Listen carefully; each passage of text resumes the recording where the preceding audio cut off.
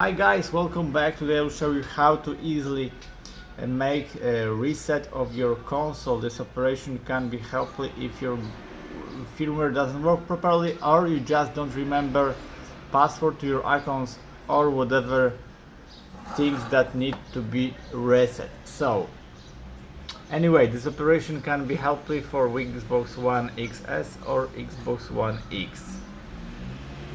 Go to app here, press A, go to the settings, here press A, now go to system, from here go to console info,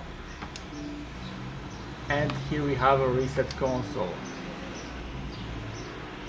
You can choose reset and keep my games and apps, and can reset and remove everything. So console will be start with a new firmware. I take this first option to delete all data from my console. And now as you see we have a progress bar, and now console will be reset and write the new firmware on it. So I hope the video is helpful for you. If yes, you can thumbs up, subscribe my channel, and see you by next video. Hey!